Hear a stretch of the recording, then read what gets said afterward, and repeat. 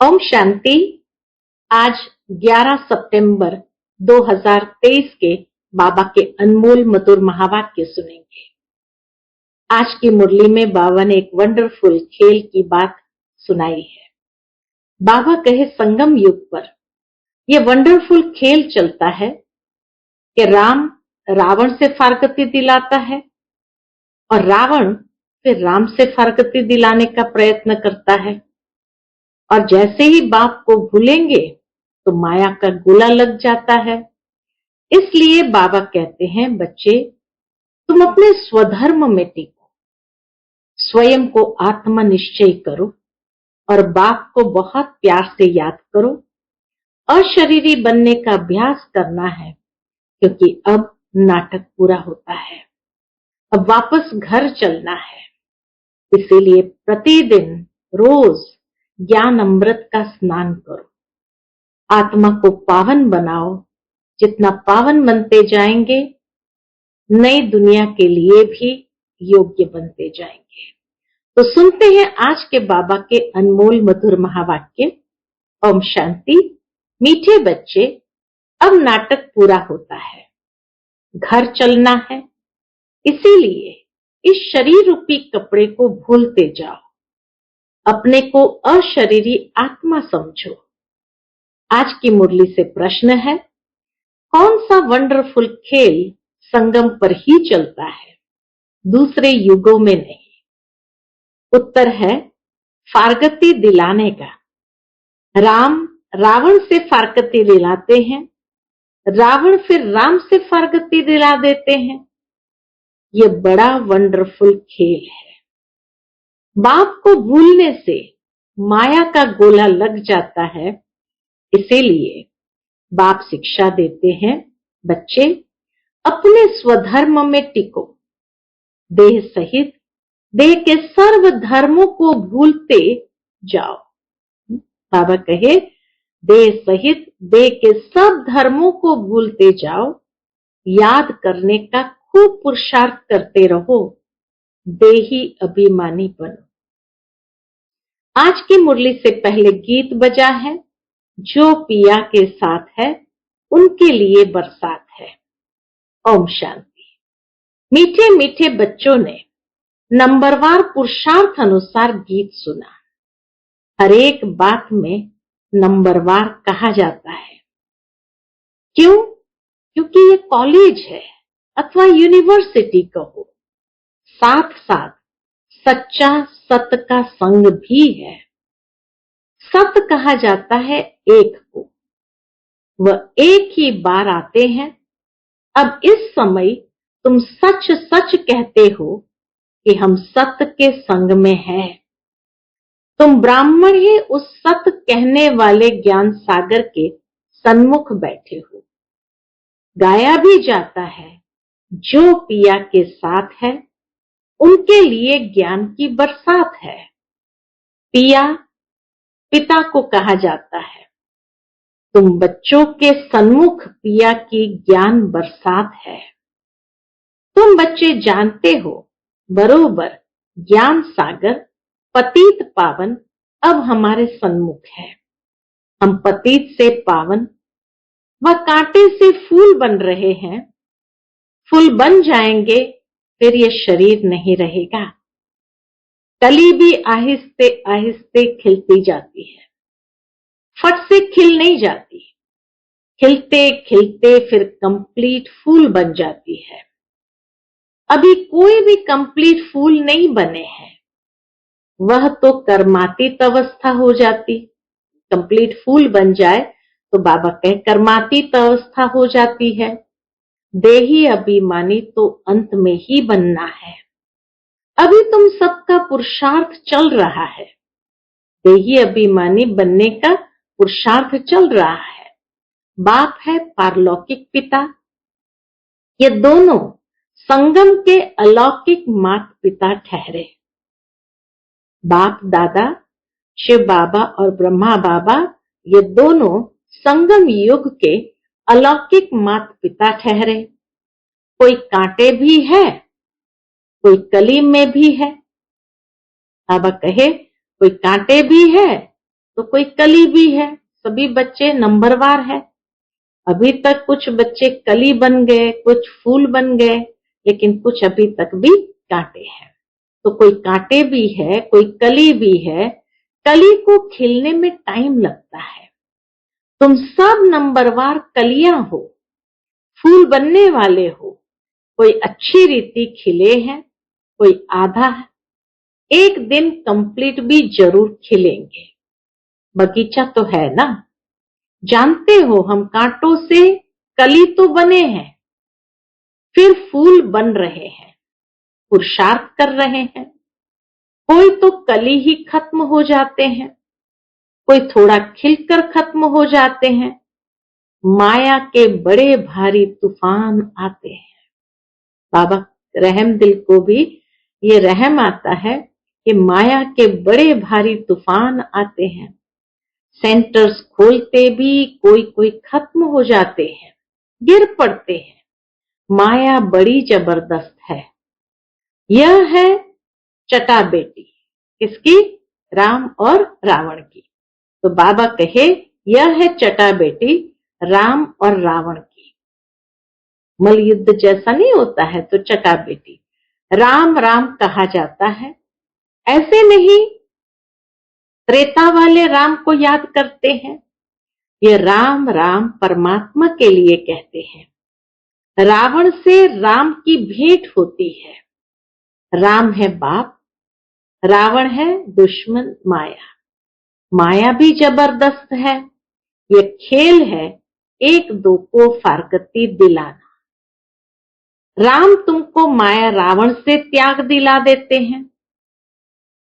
बाबा आकर के बच्चों को कहते हैं, बच्चे माया को भूलना है। राम तुमको माया रावण से त्याग दिला रहे हैं। माया फिर तुमको बाप राम से त्याग दिलाती है। बाप कहते हैं देह सहित जो भी संबंधी आदि देह के हैं, सबका बुद्धि से त्याग करो। सर्व धर्मान परित्यज मामेकम शरणम व्रज। मैं फलाना हूं, फलाने धर्म का हूं, यह भूल अपने स्वधर्म में टिको। देह के सब धर्म छोड़ अपने को अकेला समझो। इस दुनिया की हर एक चीज से त्याग दिलाते हैं। अशरीरी बन जाओ, मेरा बनकर और मेरे को याद करो। बाप को भूले तो माया का गोला लग जाएगा। बाप को याद करने का खूब पुरुषार्थ करते रहो। माया भी बड़ी जबरदस्त है। बाप का बनकर भी फिर माया त्याग दिलाकर बाप से छुड़ा देती है। बाप को शल कोई फारकती न दे। ब्रह्मा बाबा भी कहते हैं, बाप को शल कोई फारकती न दे। आधा कल्प तुम मुझे याद करते आए हो। तुम ही संपूर्ण भक्त हो ना। बाबा कहे तुम ही संपूर्ण भक्त हो ना। भक्ति भी तुमने ही शुरू की है। तो बाप आकर माया से त्याग दिलाते हैं। कहते हैं अपने को आत्मा समझो।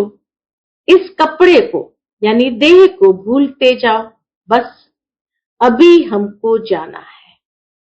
उस नाटक में भी एक्टर्स होते हैं, उनको भी मालूम रहता है बस अभी 5-10 मिनट बाद हमारा खेल पूरा होने का समय आया है, फिर हम घर चले जाएंगे।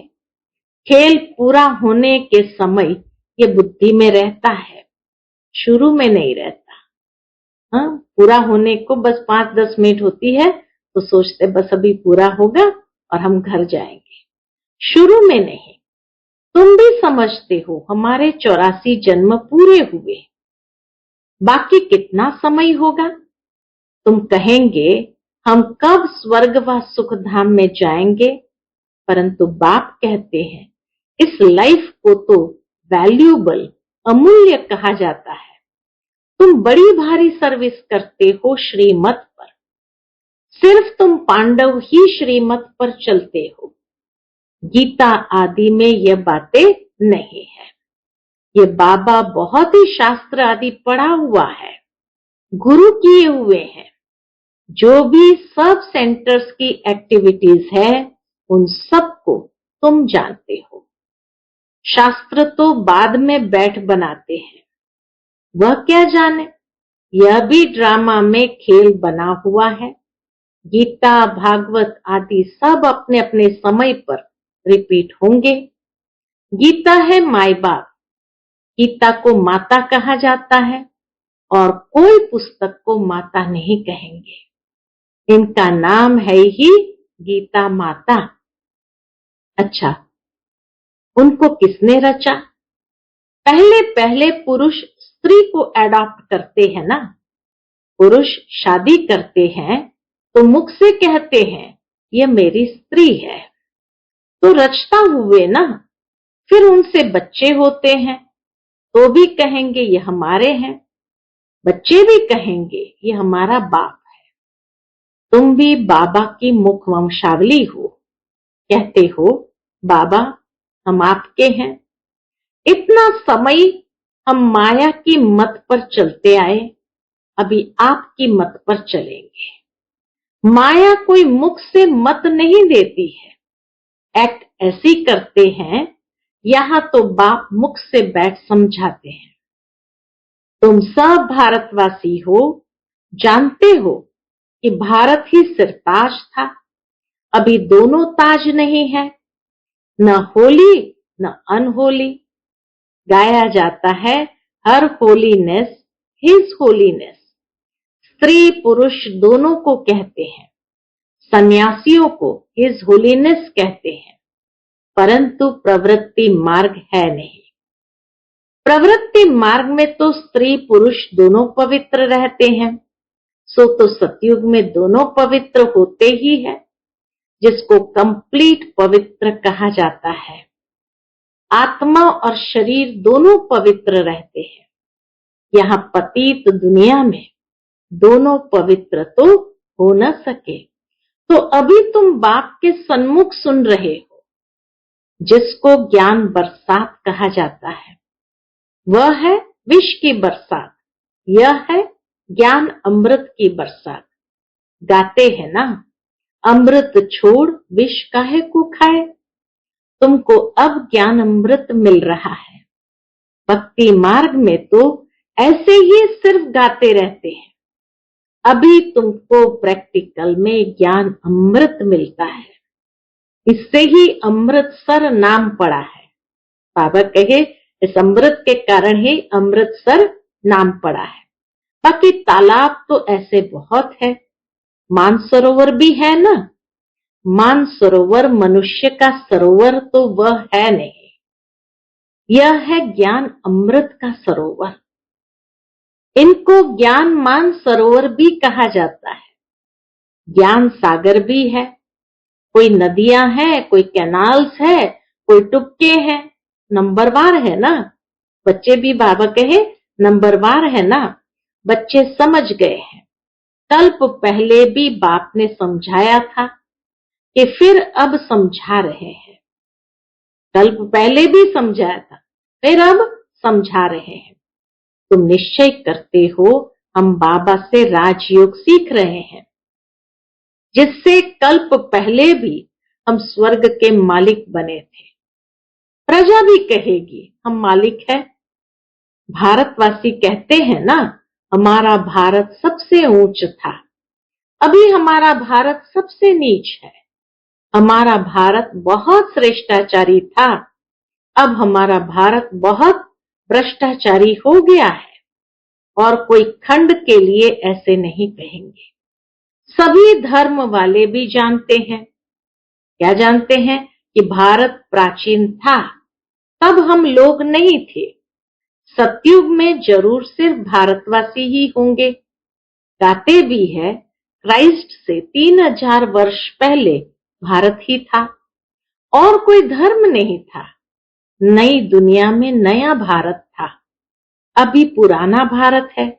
भारत हेवन था, परंतु किसकी बुद्धि में पूरा बैठता नहीं है।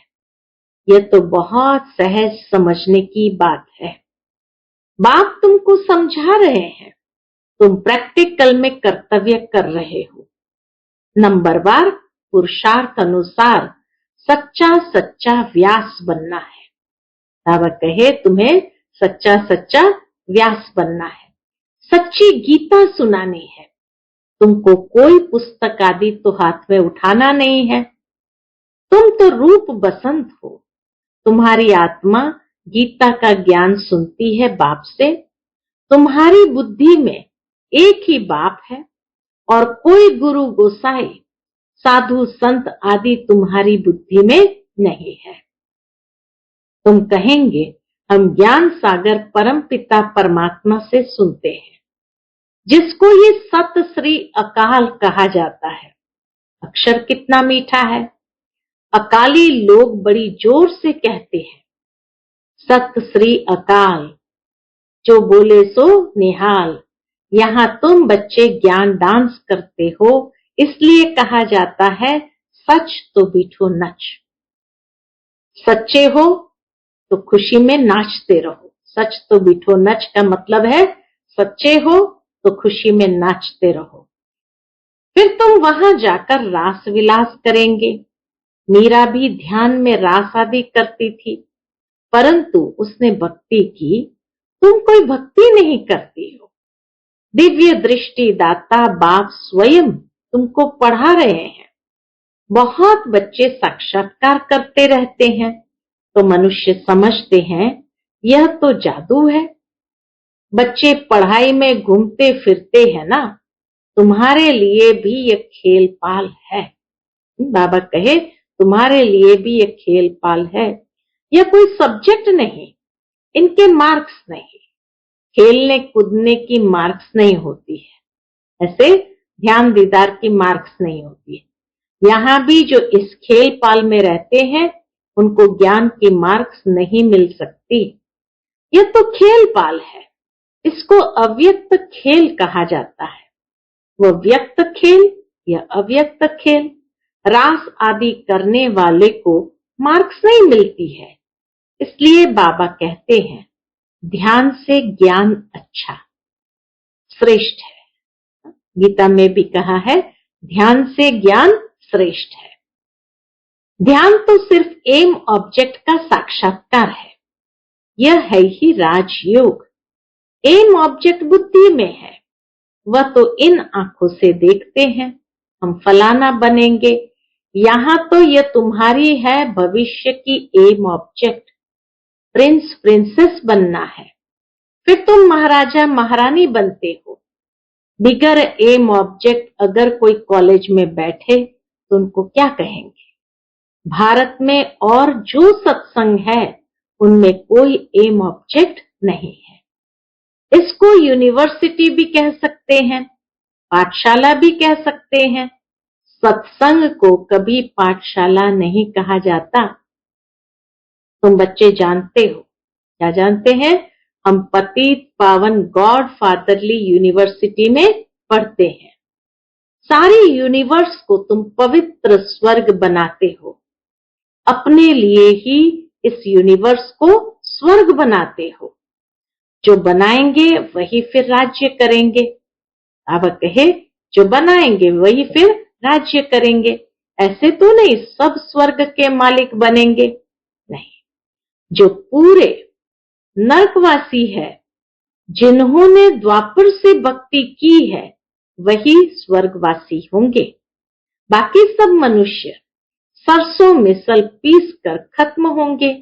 आत्माएं वापस बाप के पास जाएगी। कितना बड़ा विनाश होना है। अभी तो बहुत प्रजा है, कितना बैठ गिनेंगे, एक्यूरेट गिनती कर न सके।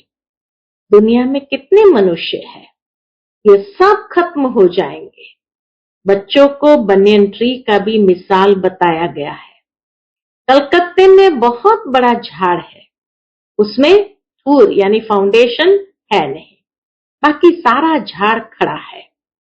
अभी देवी देवता धर्म भी है, परंतु उनका नाम प्रायलोप है। बाबा तो स्थापन करते ब्राह्मण देवता और क्षत्रिय धर्म। तो बाबा कहे अभी देवी देवता धर्म भी है, परंतु उनका नाम प्रायलोक है। ऐसे नहीं कहेंगे कि फाउंडेशन है ही नहीं, सड़ा हुआ भी कुछ न कुछ निशान तो रहेगा ना। प्रायलोक का अर्थ ही है बाकी थोड़ा रहा है, चित्र है। थोड़ा रहा है माना उनके चित्र जरूर है। भारत में लक्ष्मी नारायण राज्य करते थे, यह तो बड़ा सहज है, परंतु क्या होता है, माया रावण बुद्धि को ताला लगा देती है। परमपिता परमात्मा है बुद्धिवानों की बुद्धि। मनुष्य में बुद्धि है परंतु ताला लगा हुआ है, पत्थर बुद्धि हो गए हैं। अब बाबा फिर से तुमको पारस बुद्धि बनाते हैं, आत्मा को बनाते हैं। बुद्धि आत्मा में रहती है ना। कहा जाता है ना, तुम तो पत्थर बुद्धि, भैंस बुद्धि हो। भैंस बुद्धि यानी मोटी बुद्धि। तो यहां भी ऐसे हैं, कुछ भी समझाओ तो समझते नहीं, श्रीमत पर चलते नहीं।